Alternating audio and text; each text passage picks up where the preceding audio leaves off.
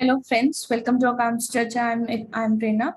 हम लोग आज स्टार्ट करेंगे अपना chapter 1 for CUET CUET account subject code number 301. Our first chapter is NPO, not for profit organization. तो सबसे पहले हम उसका फटाफट रिवाइज कर लेंगे कि NPO में क्या थ्योरी है, क्या है। उसके बाद we'll do the MCQs of this. ठीक है, तो सबसे पहले हम स्टार्ट करते हैं एनपीओ क्या है। तो एनपीओ एक आपका ऑर्गेनाइजेशन होता है जिसका ऑब्जेक्टिव होता है to further educational, health and religious public services के लिए। ये आपके प्रॉफिट पर्पस के लिए नहीं होता। तो अगर आपसे पूछा जाए कि एनपीओ किस पर्पस के लिए होता है, I am telling you with the questions जैसे आपको आ सकते हैं in the MCQs, possibly all the questions. तो अगर आपका थ्योरी में से कुछ आता है तो थ्योरी में से आएगा कि भैया आपका एनपीओ होता किस लिए। तो NPO is not for earning profit, it for the purpose of your public services, educational services, and it is not with the purpose of earning profit. ठीक है, देन वी हैव फंड्स। कहाँ से आते हैं? जितने भी आपके फंड्स होते हैं जो इन एक्टिविटीज के लिए रिक्वायर होते हैं वो नॉर्मली सोर्स किए जाते हैं आपके मेंबर्स से या ट्रस्टी से। तो there are members and trustees in NPO, there are no share holders, nothing in this. कोई शेयर होल्डर्स नहीं होते, कोई पार्टनर्स नहीं होते। तो what are the composition of in your NPO? तो एनपीओ के अंदर आपके मेंबर्स होते हैं, एनपीओ के अंदर आपके ट्रस्टीज होते हैं। और कहाँ कहाँ से इनको इनकम आता है? तो फंड्स जो इनके रेज होते हैं वो फंड्स आपके रेज होते हैं from donation, membership fees. Donation से इनका मेन जो आपका मेन इनकम है वो आपके डोनेशन से आता है। Then we have membership fees. Membership fees से इनका आता है। उसके बाद we have subscription. Subscription is the second most common source of income for an NPO. Then we have loans, grants जो आपको गवर्नमेंट से मिलती हैं, किसी भी इंस्टीट्यूशन से मिलती है। तो ये हमारे फॉर्म्स होते हैं जहाँ से मतलब सोर्सेज ऑफ इनकम होते हैं जहाँ से ये आता है। ठीक है, अगर आप एनपीओ की कैरेक्टरिस्टिक्स देखो तो अगर आप एंटिटी की बात करो, it is a separate legal entity. जैसे कंपनी आपकी एक सेपरेट लीगल एंटिटी होती है, वैसे ही एनपीओ भी आपकी सेपरेट लीगल एंटिटी होती है। इसका पर्पस होता है कल्चरल, एजुकेशनल या रिलीजियस, प्रोफेशनल ऑब्जेक्टिव्स का। इसके अंदर जो ओनरशिप होती है वो या तो किसी सोसाइटी की होती है या फिर ट्रस्ट की होती है। और जो फंड्स आते हैं वो मेंबर्स कंट्रीब्यूट करते हैं। तो हमेशा ध्यान रखना, there are members in this. इसके अंदर आपके मेंबर्स होते हैं rather than your share holders और आपके पार्टनर्स। तो इसके अंदर आपके कौन होते हैं? There are members in this. उसके बाद अगर हम एनपीओ की फाइनेंशियल स्टेटमेंट्स की बात करें तो there are 3 types of financial statements which are prepared in an NPO. First is your receipts and payment account. पहला आपका रिसीट एंड पेमेंट अकाउंट होता है जो आपका सेम कैश बुक की तरह होता है। It is summary of a cash. Then we have income and expenditure account. Income and expenditure account आपका सिमिलर एज पीएनएल अकाउंट होता है, ये आपके पीएनएल की तरह होता है। और next we have balance sheet. Balance sheet जैसे नॉर्मल आपकी बैलेंस शीट बनती है। तो अगर हम इन तीनों के करेक्टरिस्टिक्स पे ध्यान दें तो receipts and payments is a summary of cash. तो बेसिकली इट इज एक समरी ऑफ अ कैश, आपके कैश की समरी की तरह होता है। और ये आपका नेचर जो होता है रिसीट्स एंड पेमेंट्स का वो हमेशा आपका रियल नेचर होता है, क्योंकि आपके कैश बुक का नेचर भी आपका रियल ही होता है। तो आपसे क्वेश्चन पूछा जा सकता है कि what is the nature of receipts and payments account? So the nature of receipts and payments account is real. Real होता है, इसीलिए इसके अंदर एंट्री आती है debit what comes in, credit what goes out. इसीलिए रिसीट्स एंड पेमेंट्स में receipts are shown always shown on the debit side of it and payments are shown on the credit side of it. ठीक है, all receipts and payments चाहे वो capital है या revenue है in the nature, current year की है या प्रीवियस ईयर की है या फॉलोइंग ईयर की है, इससे कोई फर्क नहीं पड़ता। सारी की सारी इंफॉर्मेशन इसके अंदर आपकी आ जाती है। तो सारी रिसीट्स एंड पेमेंट्स, और क्योंकि ये रियल नेचर का होता है इसीलिए receipts are shown on the debit side of it और payments are shown on the credit side of it. ठीक है, अब उसके बाद आता है आपका इनकम एंड एक्सपेंडिचर अकाउंट। तो it is same as your PNL account. ये आपके प्रॉफिट एंड लॉस अकाउंट की तरह ही होता है, प्रॉफिट एंड लॉस अकाउंट की तरह होता है। ठीक है, अब प्रॉफिट एंड लॉस की तरह होता है तो इसका नेचर जो हुआ आपका वो नेचर क्या हुआ? Because profit and loss is a nominal account, तो इनकम एंड एक्सपेंडिचर भी आपका नॉमिनल अकाउंट ही होता है। ठीक है, इसके अंदर जो आपके फॉर दी पीरियड जितने भी आपके एक्सपेंसेस होते हैं जो related to that year itself, only the revenue expenses not the capital one, वो सारे के सारे आपके इनकम एंड एक्सपेंडिचर अकाउंट में आते हैं। इसके अलावा ओनली द रेवेन्यू। तो 1 मार्क क्वेश्चन किसके अंदर सिर्फ रेवेन्यू एक्सपेंसेस एंड इनकम आते हैं, ये फॉर द पीरियड होता है और ये आपका नॉमिनल नेचर का होता है। ठीक है, इसका जो रिजल्ट होता है इट्स सरप्लस और डेफिशिएंट, ये आपके एक्रूअल बेसिस पे बनता है। एक्रूअल बेसिस पे मतलब जो आपके इस ईयर से रिलेटेड है, फॉर द पीरियड है, वो ही सिर्फ आता है। बाकी आपकी बैलेंस शीट बनती है, बैलेंस शीट सिमिलर होती है टू एनी एंटरप्राइज। इसके अंदर आपके कैपिटल फंड होता है, इसके अंदर आपका कोई इक्विटी या शेयर होल्डर्स फंड में होता है। We have capital fund in this, and capital fund is the main, मतलब जो आपका accumulated profits and everything are added to the capital fund only. तो इसके अंदर जितने भी आपके जनरल रिजर्व्स जो भी होते हैं वो इन कैपिटल फंड में ट्रांसफर किए जाते हैं। तो कौन सी तीन आपके फाइनेंशियल स्टेटमेंट्स बनती है, तो तीन आपकी जो फाइनेंशियल स्टेटमेंट्स बनती है, receipts and payments account, income and expenditure account and your balance sheet. ठीक है, अब हम आते हैं आगे और इनकी पर्टिकुलर ट्रीटमेंट्स देखते हैं कि आपकी पर्टिकुलर ट्रीटमेंट्स क्या होती हैं। इनके ऊपर भी आपका 1 मार्क क्वेश्चन आ सकता है। तो अगर आप एंट्रेंस फीस की बात करो या एडमिशन फीस की बात करो, तो entrance fees are and admission fees are of recurring nature, ये आपके रिकरिंग नेचर का होता है। And because of its recurring nature ये आपका रेवेन्यू रिसीट है, और रेवेन्यू है तो ये आपके इनकम एंड एक्सपेंडिचर में जाएगा। Then we have life membership fees. Life membership fees क्योंकि वन टाइम होता है, it is a one time fees. One time होने के चक्कर में, वन टाइम होने की वजह से it is a capital receipt और वो आपके कैपिटल फंड में जाता है। तो इन दोनों एग्जाम्पल से आपको ये चीज समझ में आनी चाहिए, जो भी आपके रेकरिंग नेचर का है, जो बार बार आता है, रेकरिंग है तो वो रेवेन्यू है, और अगर वन टाइम है तो वो आपका कैपिटल है। रेकरिंग रेवेन्यू तो income and expenditure account, one time capital तो योर बैलेंस शीट। इसको इस तरीके से याद करना, कुछ भी किसी भी टाइप का आपका अगर रिसीट आ जाता है then that receipt is credited to अगर आपको उसका नेचर समझ में आ जाता है तो नेचर समझने के लिए हमेशा ऐसे ही करना कि रेकरिंग है तो रेवेन्यू, वन टाइम है तो योर कैपिटल, रेवेन्यू है तो income and expenditure account, capital है तो योर बैलेंस शीट। तो life membership because of its capital nature ये आपकी कैपिटल फंड में जाती है। Then we have some special receipts जो स्पेशल ओकेजन्स पे मिलती हैं, वो उनसे रिलेटेड जितने भी आपके इनकम एंड एक्सपेंसेस होते हैं वो एक सेपरेट अकाउंट में जाता है, और जो बैलेंस होता है वो ट्रांसफर होता है इनकम एंड एक्सपेंडिचर अकाउंट में। तो बेसिकली जितने भी आपके स्पेशल फंड्स होते हैं, एनी पर्टिकुलर इवेंट का जो भी आपका फंड है या कुछ भी ऐसे जो स्पेसिफिक फंड्स होते हैं, ऑल दी स्पेसिफिक फंड्स, जितने भी आपके स्पेसिफिक फंड्स हैं, ऑल दी स्पेसिफिक फंड से रिलेटेड जो भी आपका इनकम एंड एक्सपेंस है, they are credited to a separate account, और उस सेपरेट अकाउंट से जो भी उनका नेट होता है that is transfer to your PNL account. If the net is income then it is credited to your income and expenditure account. If the net is an expense then it is debited to your income and expenditure account. Then we have donations. Donations अगर journal donations हैं तो वो credit होती हैं। Journal donations हमेशा आपकी revenue nature की होती है, तो वो आपके इनकम एंड एक्सपेंडिचर में जाती है। तो journal donation is your revenue, it is the main source of your income. And if we have any specific donations with specific instructions, तो specific जो भी है वो आपका capitalized होता है और हमेशा आपकी बैलेंस शीट में जाता है। ठीक है, then we have legacy. Legacy होती है जो डोनेशन मिलती है under will of a deceased person, किसी के मरने पर अगर कुछ आपको डोनेशन देकर जाते हैं अंडर अ विल मिलता है तो इट इज अ लेगेसी। अगर विल में कुछ स्पेसिफिक कंडीशंस के साथ लिखा गया कि ये जो पैसा जाएगा इट्स फॉर आई, मतलब किसी ब्लाइंड के लिए जाएगा या फॉर मील्स जाएगा, एजुकेशन ऑफ अंडर प्रिविलेज जाएगा, if it with specific some instruction तो वो आपका स्पेसिफिक है, स्पेसिफिक डोनेशन की तरह, and it will be capitalized. If it is general legacy में आपको जर्नली कुछ नहीं स्पेसिफिक डोनेशन में दिया गया then it is credited to your income and expenditure account.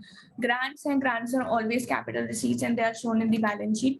अगर आप कोई भी सेल कर रहे हो ओल्ड स्पोर्ट्स मटेरियल का या कुछ भी अगर स्टॉक है स्पोर्ट्स मटेरियल का, तो उसका consumption would be debited to your income and expenditure account, and जो भी आपका बैलेंस अमाउंट है वो कैरी फॉरवर्ड हो जाएगा इन दी बैलेंस शीट। और अगर आप सेल कर रहे हो तो सेल प्रोसीड्स और जो भी उसका गेन या लॉस है, गेन है तो it would be credited to your income and expenditure account, और loss it would be debited to your income and expenditure account, it will be shown as an expense. और आप किसी old asset का cell कर रहे हो तो जो भी इसका गेन या लॉस है that would be your gain और लॉस, जो भी है वो आपका इनकम एंड एक्सपेंडिचर में चला जाएगा।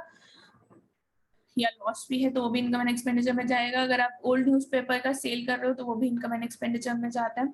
Then we have we come to subscriptions, this is the main thing. इस पे आपको छोटे छोटे प्रैक्टिकल क्वेश्चंस आ सकते हैं कि this is our opening outstanding subscription, advance subscription, closing outstanding, closing advance and receipts during the year was इतना। तो इस पे आपके जितने भी प्रैक्टिकल क्वेश्चंस हो सकते हैं, it can come on subscription. Subscription is kind of a main source of income from for an NPO. ये आपके रिसीट्स एंड पेमेंट की डेबिट साइड पे आता है। जितना भी टोटल रिसीव हुआ है, whether it is related to current year, previous year और नेक्स्ट ईयर, वो डिपेंड, वो आपके रिसीट्स एंड पेमेंट्स में जो भी आपको कैश रिसीव हो रहा है, it is debited to that. लेकिन जो सब्सक्रिप्शन करंट ईयर से रिलेटेड है वो सारा का सारा आपका क्रेडिट होता है इनकम एंड एक्सपेंडिचर अकाउंट में। अगर रिसीव नहीं है तो वो आपका आउटस्टैंडिंग है, और अगर रिसीव इन एडवांस है तो वो आपका बैलेंस शीट की लायबिलिटी साइड पे आ जाता है। इसके अंदर ये फॉर्मूला होता है कि अगर आपको कैलकुलेट करना है कि इस ईयर का कितना है, तो जो भी आपका रिसीट एंड पेमेंट में सब्सक्रिप्शन रिसीव्ड है, आप उसके अंदर हम इसको आप याद भी कर सकते हो कि you can add subscription at the end, subscription in advance, less करोगे subscription outstanding in the beginning, subscription received in advance. You can, आप इसको अच्छे से याद भी कर सकते हो, बट अगर आपने इसको समझना है और कभी ना भूलने वाला पॉइंट देखना है, तो जो भी इस साल से रिलेटेड है, if it is related to this year then add it, if the receipts are not related to this year then less that। तो अगर आपका इस साल से रिलेटेड है तो आप उसको ऐड करोगे, और अगर आपका इस साल से रिलेटेड नहीं है तो आप उसको लेस करोगे। Subscription outstanding at the end, subscription outstanding है एंड में, वो आपके इस साल से रिलेटेड है, that's why it's added back to your income. Subscription outstanding in the beginning, starting में कुछ आउटस्टैंडिंग था तो वो आपके पिछले साल का था, it was related to the previous year, that's why it is deducted from it. Advance received at the end, advance end में रिसीव हुआ है तो भैया ये आपका नेक्स्ट ईयर के लिए, इस साल से रिलेटेड नहीं है, इसलिए हम इसको लेस करते हैं। And advance received in the beginning, starting में कोई एडवांस का ओपनिंग बैलेंस है तो वो आपका पिछले साल में एडवांस था तो इस साल का इनकम है, इसीलिए हम इसको ऐड करते हैं। तो जो भी इस साल से रिलेटेड है एडिड, जो इस साल से रिलेटेड नहीं है डिडक्टेड। ठीक है, then we have some format. तो इसके अंदर आपको बैंक क्वेश्चन में फॉर्मेट तो नहीं आएगा, बट आपसे पूछ सकते हैं कि अगर ये पर्टिकुलर आइटम है तो ये रिसीट्स एंड पेमेंट्स के डेबिट में जाएगी या क्रेडिट में जाएगी। तो जितनी भी आपकी रिसीट्स हैं वो आपके डेबिट में जाएंगी, जितनी भी आपके एक्सपेंसेस हैं वो आपके क्रेडिट में जाएंगे। Salaries, rent, postage, advertisement, newspaper, repairs, whatever the expenses are, ये सारे के सारे आपके क्रेडिट में जाएंगे। और whatever the income, subscription, general donation, specific donations, grants, जो भी आपको इन कैश या थ्रू बैंक मिल रहा है, admission fees, sale, interest, dividend, rent, जो भी आपको मिल रहा है वो सारा का सारा आपकी क्रेडिट साइड, डेबिट साइड पे आ जाएगा। अगर हम इनकम एंड एक्सपेंडिचर की बात करें तो हमेशा ये फॉर द ईयर होता है। फॉर द ईयर मतलब जो इस साल से रिलेटेड है सिर्फ वही आता है। तो आपकी सैलरीज आएंगी, expenditures on the debit side and incomes on the credit side, और जो इस साल से रिलेटेड है सिर्फ और सिर्फ वही आएगा। ठीक है, रेंट, इंश्योरेंस, प्रीपेड है तो लेस कर दो।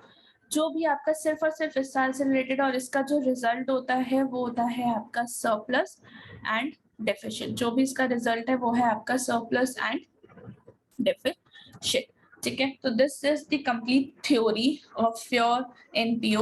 ये आपका कंप्लीट थ्योरी है एनपीओ का। अब अगर हम कुछ क्वेश्चंस देखें जो एमसीक्यूज थोड़े बहुत काइंड ऑफ हम देख सकते हैं, तो अगर हम कुछ क्वेश्चंस देखें तो those questions can be, first question can be, which of the following is not prepared by the NPO? NPO क्या नहीं बनाता?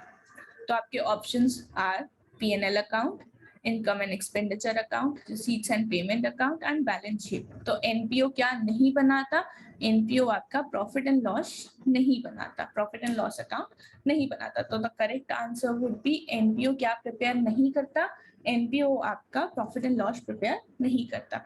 Second question, receipts and payment account जो बनाता, receipts and payment account of NPO is the nature of receipts and payment account, nominal, real, income और financial. तो अभी हमने पढ़ा जो रिसीट्स एंड पेमेंट है, it is a cash book kind of account. तो वो कैश बुक है, इसलिए ये आपका क्या है, रियल अकाउंट। तो you have to choose one and you will get 5 marks for it.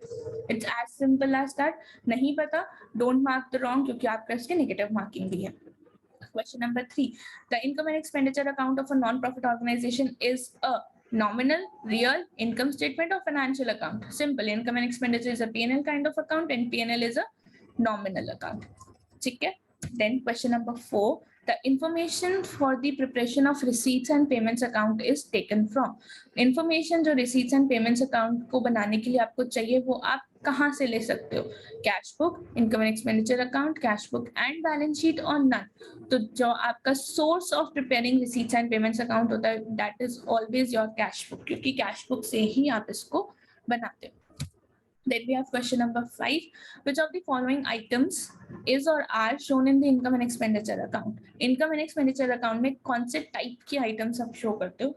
Only items of capital nature, only items of revenue nature which are received during the period of accounts, only item of revenue nature pertaining to the period of account, और both the items of capital and revenue nature. तो ये थोड़ा सा tricky question है.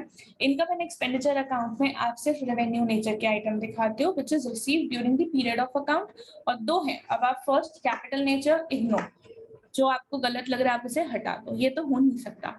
Both capital revenue nature ये भी नहीं हो सकता. अब बात आती है सिर्फ और सिर्फ रेवेन्यू की. तो रेवेन्यू नेचर जो रिसीव्ड हुआ है ड्यूरिंग द ईयर और रेवेन्यू नेचर जो पर्टेन करता है for the period of accounts. तो आपको इससे आपको आंसर मिल जाएगा. Income and expenditure account for the period होता है तो revenue nature pertaining to the period of accounts is the correct answer. Received is not the right answer. ठीक है. Then we have question number 6. Result क्या होता है receipts and payment account का? Profit, surplus, capital fund या closing cash and bank balance. तो आपको पता है receipts and payment account का जो हमारा last answer आता है वो हमारे closing cash and bank balance होता है. Then we have question number 7. The result of income and expenditure account is profit, surplus, capital fund और closing cash and bank balance. तो हमारे income and expenditure account से हमें surplus मिलता है. कोई भी डोनेशन आपको specific, any donation receive for specific purpose is a, अगर स्पेसिफिक पर्पस है तो वो क्या है आपकी? That specific purpose is a capital receipt. Life membership fees received is transferred to which account? Receipts and payment, income and expenditure, balance sheet, both A and C, both B and C. तो आपको पहले देखना है किस किस में जाता है. तो लाइफ मेंबरशिप फीस है, रिसीव्ड हो रहा है तो रिसीट्स एंड पेमेंट्स में तो जाएगा, तो ए तो होगा ही होगा. देन दूसरा हमारा कहाँ जाता है? लाइफ मेंबरशिप फीस है, कैपिटल नहीं चलता है तो इनकम एंड एक्सपेंडिचर में तो जाएगा नहीं, it goes into balance sheet. तो ए एंड सी हमारा करेक्ट आंसर हो गया D. D is your correct answer. Legacy is generally capitalized. Sale of old materials must be shown on the credit side of what? जो भी आप old materials show कर रहे हो वो आपकी कौन सी साइड में आएगा? It will be in the credit side of your income and expense account. It is an income for you. Any income arising from special fund will be credited to special fund in the balance sheet. जो भी income arise हो रही है special fund से, special fund in the balance sheet, income and expenditure account, journal fund in the balance sheet और none of the above. तो अभी हमने पढ़ा कि जो भी स्पेशल फंड का इनकम होता है वो आपके स्पेशल फंड में ही ऐड हो जाता है, तो it will B special fund in the balance sheet. Capital of the non profit concern क्या होती है? अभी हमने पढ़ा capital of the non fund होता है आपका जनरल फंड बोलते हैं उसको, एक्यूमुलेटेड फंड बोलते हैं उसको, और कैपिटल फंड भी बोलते हैं. तो your correct answer is all of the above. Capital of the non profit concern को हम जनरल फंड भी बोलते हैं, एक्यूमुलेटेड फंड भी बोलते हैं, कैपिटल फंड भी बोलते हैं. जितने भी आपके नॉन कैश एक्सपेंसेस हैं जैसे बैंक टैक्स या जो भी आपके नोशनल एक्सपेंसेस हैं जिनमें कैश इन्वॉल्व नहीं होता वो आपके कौन से अकाउंट में जाते हैं? डेप्रिसिएशन कौन से अकाउंट में जाता है? Depreciation is credited to your PNL या फिर income and expenditure account. Income and expenditure account is similar to which account of profit making concern? हम बार बार बोल रहे हैं it is related to your profit and loss account. तो these are sample 15 questions which can come in the CUET examination. ऐसे ही type के एग्जाम क्वेश्चंस आपको आएंगे. हमारे ये lectures, marathon lectures 1 day per chapter चलता रहेगा. अभी हमारे इसके प्रैक्टिकल क्वेश्चंस रहते हैं, it will be there in this next video, so stay tuned for more such videos. With this we can achieve great score in accountancy. Thank you for watching and subscribe to our